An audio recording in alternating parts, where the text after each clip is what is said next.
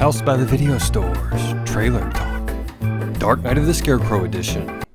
This CBS Saturday Night Movie, directed by Frank De Fleta, who primarily worked in television, premiered on October 24th, 1981. The film struck a chord with its audience and became a legend over the years as its fanbase clamored for an official home video release on DVD and Blu-ray.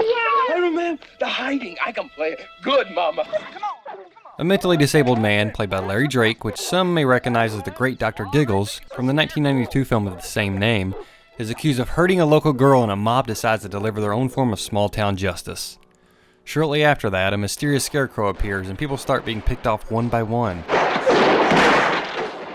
Aaron Crowell at Horror Hound magazine credits screenwriter J.D. Feigelson as creating the entire Killer Scarecrow horror subgenre with this film alone.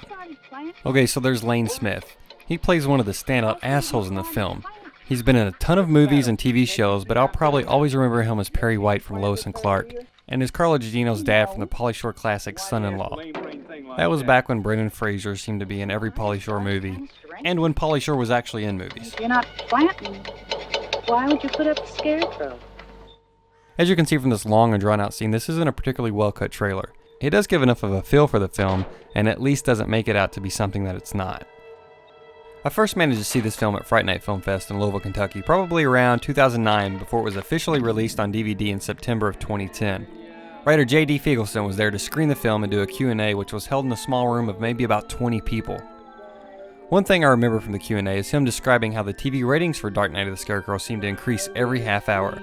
They kept getting more and more viewers, and by the time the film was over, the ratings showed that Dark Night of the Scarecrow was almost the only thing people were watching on TV. Although to be fair, this was the early 80s and there weren't many channels.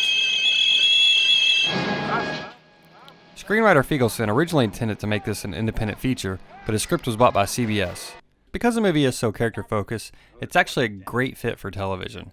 And it seems like things actually worked out for the better, now that the film has been re-released on home video and can find an entirely new audience. I know. We killed him! The filmmakers knew how to work well with their limitations as far as budget and censorship goes, and managed to craft an awesome made-for-TV Halloween story that's still worth checking out today. Now stick around, because after the trailer, I'll show you the original CBS promo for the film. He's playing the hiding game.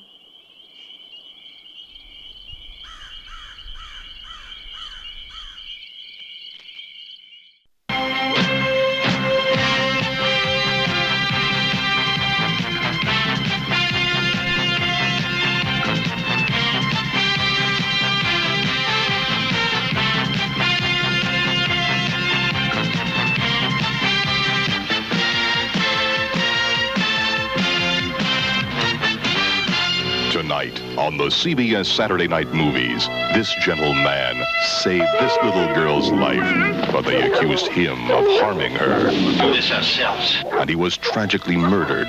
Now, one by one, the men of this town are dying. Who is his avenger? Is it the dead man's grief-stricken mother? They killed my boy! The little girl who loved him? I know what you did to Baba.